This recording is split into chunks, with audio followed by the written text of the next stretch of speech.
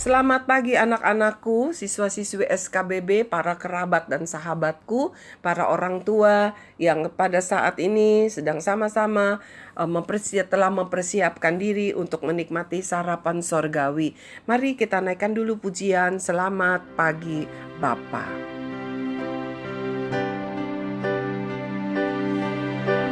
Selamat pagi Bapa, selamat pagi Yesus, selamat pagi Roh Kudus.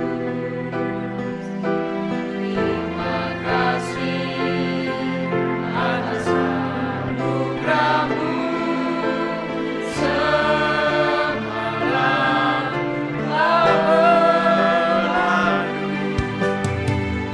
Memuji, ku bersyukur, memuliakan nama-Mu. Allah Bapa, Putra, Roh Kudus, terima kasih. Tidak putus-putusnya kami mengucap syukur buat kebaikan Tuhan, buat cinta Tuhan yang tidak pernah berhentinya di dalam hidup kami ya Bapa. Sebab itu pagi ini untuk matahari yang Tuhan berikan, untuk kehidupan yang Tuhan berikan kepada kami mau terus dengan setia mengisinya dengan kebenaran-Mu di dalam hidup kami. Inilah piring hati kami, kenyangkan kami dengan sarapan sorgawi-Mu Bapa, agar jiwa kami, agar rohani kami menjadi kenyang dan sehat. Di dalam nama Tuhan Yesus kami mengucap syukur. Amin. Tanpa terasa kita sudah memasuki minggu kedua di awal tahun 2021 ini.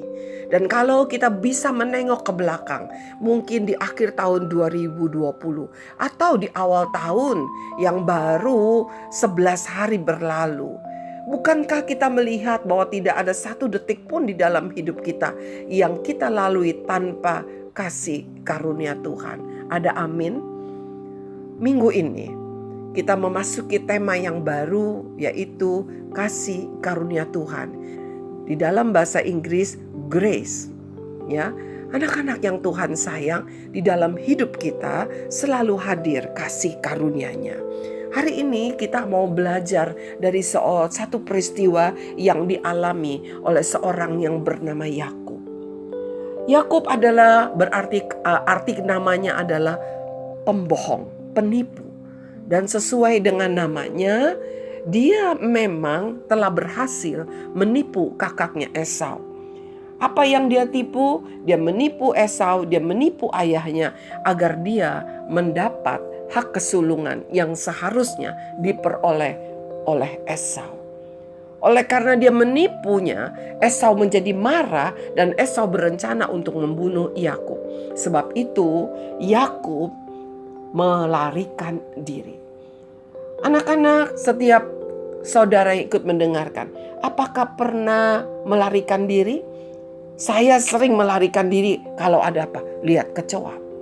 Takut luar biasa. Geli rasanya. Berusaha secepat-cepatnya menghindar. Ya. Dan pasti setiap kita pernah melarikan diri. Entah dari kecoa, entah dari tikus, entah dari apapun. Masing-masing punya pengalaman ya, melarikan diri begitu. Dan kali ini Yakub melarikan diri bukan karena kecoa, tetapi karena ada ancaman untuk dibunuh. Dan dia memang bersalah. Dia telah menjadi penipu besar. Menipu, mengambil hak kesulungan yang bukan miliknya. Dan itu satu hak berkat yang tidak dapat dibatalkan. Jadi nggak bisa dipulangin begitu. Ya, seperti itu. Dan di dalam pelariannya dia tidak ditemani oleh siapapun. Di dalam pelariannya, dia juga tidak ditemani oleh ibunya. Selama ini ibunya yang menjadi perlindungannya. Selama ini ibunya yang menjadi tempat dia bersandar. Tapi kali ini dia harus melarikan diri, melewati padang belantara, di mana banyak ancaman binatang buas, banyak hal-hal yang begitu menakutkan. Tetapi tidak ada satupun yang dapat diandalkan. Kita mau baca di dalam Kejadian pasal 28 mulai ayat yang ke-10. Maka Yakub berangkat dari Beersheba dan pergi ke Haran. Ia sampai di suatu tempat dan bermalam di situ karena matahari telah terbenam.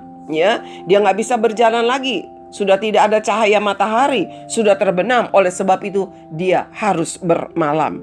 Ia mengambil sebuah batu yang terletak di tempat itu dan dipakainya sebagai alas kepala, lalu membaringkan dirinya di tempat itu. Lelah sudah pasti, sangat lelah, karena dikatakan melarikan diri, bukannya berjalan seperti biasa. Ya, pasti minimal jalan itu cepat-cepat begitu. Ya. Ayat yang ke-12, maka bermimpilah ia, di bumi ada didirikan sebuah tangga yang ujungnya sampai di langit, dan nampaklah malaikat-malaikat Allah turun naik di tangga itu. Dan saking lelahnya, Yakub langsung tertidur. Ya, di tengah-tengah padang belantara hanya beratapkan langit dan mungkin hanya ada cahaya bintang kelap-kelip atau cahaya bulan begitu, yang dimana tidak ada lampu, tidak ada yang mendampingi, tidak ada yang menjaga. Pasti dia membaringkan diri dengan rasa lelah dan penuh ketakutan. Tetapi ternyata saking lelahnya dia tidur dan sampai mimpi. Apa mimpinya? Dia melihat tangga yang ujungnya sampai ke langit, dan dia melihat malaikat-malaikat Allah turun naik di tangga itu. Lalu ayat yang ke-13. Berdirilah Tuhan di sampingnya dan berfirman. Lalu dalam mimpinya itu dia merasakan, dia melihat ada Tuhan sampingnya. Dan Tuhan berfirman kepada dia, Akulah Tuhan Allah Abraham nenekmu dan Allah Ishak. Tanah tempat engkau berbaring ini akan kuberikan kepadamu dan kepada keturunannya. Mungkin kita merasa aneh. Kenapa? Bukankah Yakub seorang penipu? Bukankah ia melarikan diri karena bersalah?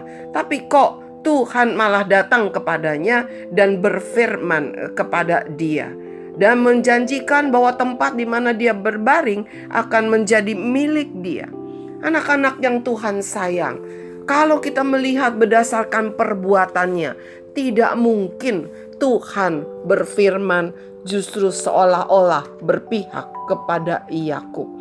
Kita mau lihat di dalam satu firman Tuhan.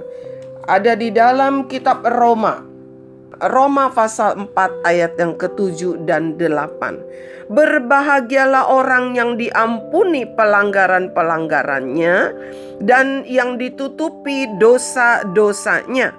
Berbahagialah manusia yang kesalahannya tidak diperhitungkan Tuhan kepadanya. Saya mau katakan Yakub ini adalah orang yang berbahagia. Karena dia punya kesalahan, dia punya dosa, tidak diperhitungkan, sudah diampuni. Kalau ada seseorang yang berbuat salah lalu dia dipenjara, misalnya selama 7 tahun. Setelah 7 tahun selesai sudah dia boleh bebas. Bukan berarti dia tidak pernah melakukan kesalahan yang lalu. Sudah melakukan dan diampuni. Selesai sudah. Dan Yakub, itu juga yang dialami oleh Yakub. Dia tidak mengalami penghukuman. Tetapi Tuhan memberikan kasih karunia buat Yakub. Dan saya mau katakan, bukankah kita juga sama seperti Yakub? Kita memiliki banyak dosa kesalahan yang kalau dihitung-hitung oleh Tuhan, tidak ada lagi satupun yang dapat membuat kita dapat diampuni. Tetapi oleh karena kasih karunia-Nya, kita mendapatkan pengampunan. Kita mau baca di dalam Roma pasal yang ke-3 ayat yang ke-23 dan 24. Ya. Roma pasal 3 ayat 23 dan 24. Karena semua orang telah berbuat dosa dan telah kehilangan kemuliaan Allah. Amin. Saya ini termasuk orang yang berdosa bahkan sejak sebelum saya lahir. Mengapa? Karena orang tua saya bukan manusia yang suci. Mereka berdua adalah manusia yang mempunyai dosa. Di dunia ini tidak ada manusia yang suci. Tetapi ayat 24 dikatakan, oleh karena kasih karunia telah dibenarkan dengan cuma-cuma karena penebusan dalam Kristus Yesus. Anak-anak yang Tuhan sayang, demikianlah kita. Kita ini seperti Yakub, hidup di dalam pelarian. Banyak hal yang membuat kita takut, banyak hal yang membuat kita khawatir. Banyak hal dosa kesalahan yang telah kita perbuat sengaja ataupun tidak sengaja. Tetapi oleh karena kasih karunia Tuhan, kita boleh ada sampai saat ini. Itu karena Tuhan tidak memperhitungkan pelanggaran kita. Oleh sebab itu, biarlah kita mau tetap hidup di dalam kasih karunia-Nya, bukan hidup di dalam dosa. Kita mau mengucap syukur karena ada kasih karunia Tuhan di dalam hidup kita. Jangan hidup bersungut-sungut. Jangan katakan, kenapa hidup saya sedemikian susah? Kenapa begini? Kenapa saya begini? Kenapa Tuhan? Kenapa? Dan kenapa?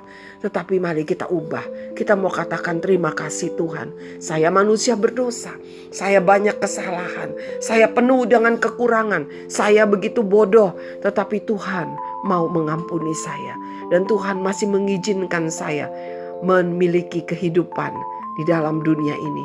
Dan Tuhan, saya mau supaya saya isi hidup saya dengan kebenaran yang daripada Tuhan. Hidup di dalam kasih karunia Tuhan. Mari kita akan dengarkan dulu pujian ini. Pujian yang sangat indah dari seorang yang merasakan kasih karunia Tuhan di dalam hidupnya.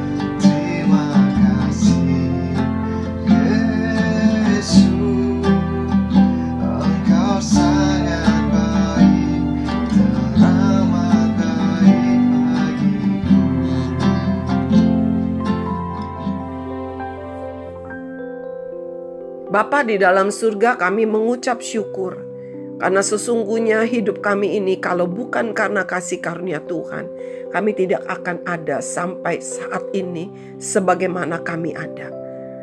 Bapa, mampukan kami untuk hidup di dalam pengucapan syukur, untuk hidup penuh dengan kebenaran Tuhan, untuk hidup dengan berhati-hati, untuk menjaga hidup kami menyenangkan hati Tuhan. Karena hidup kami adalah kasih karunia Tuhan. Biarlah ya Bapa, mampukan kami melihat, mengerti betapa Engkau begitu baik di dalam diri kami. Betapa hidup yang Engkau berikan adalah hidup di dalam kasih karunia-Mu. Mungkin kami tidak punya uang. Mungkin kami dalam keadaan sakit. Mungkin kami di dalam keadaan yang begitu lemah dan tidak berdaya. Tetapi bukan alasan untuk kami bersungut-sungut. Bukan alasan untuk kami seolah-olah kami tidak mengalami kasih karunia-Mu. Karena sesungguhnya setiap tarikan nafas kami, setiap kembang kepisnya paru-paru kami, itu adalah kasih karunia-Mu Bapa. Terima kasih Tuhan untuk hari ini. Terima kasih untuk hidup ini. Untuk kasih karunia yang Tuhan berikan kepada kami. Hamba berdoa Tuhan untuk setiap anak-anak, seluruh keluarganya, kerabatku dan saudara-saudaraku. Mampukan kami Tuhan untuk tetap ada di dalam kasih karunia-Mu, untuk tetap menyadari dan menikmati kasih karunia-Mu. Terima kasih ya Bapa, jaga dan pelihara kami di dalam kasih karunia-Mu. Di dalam nama Tuhan Yesus, kami berdoa dan mengucap syukur. Anak-anak yang Tuhan sayang, ada kasih karunia Tuhan di dalam hidup kita. Kita tidak perlu menanggung penghukuman karena Kristus sudah mati di salib menanggung hukuman untuk kita. Oleh sebab itu, hiduplah di dalam kasih karunia-Nya. Jangan hidup dalam perbudakan dosa lagi. Jangan hidup penuh dengan kebencian dan kemarahan. Tuhan Yesus memberkati setiap kita. Sampai bertemu besok pagi.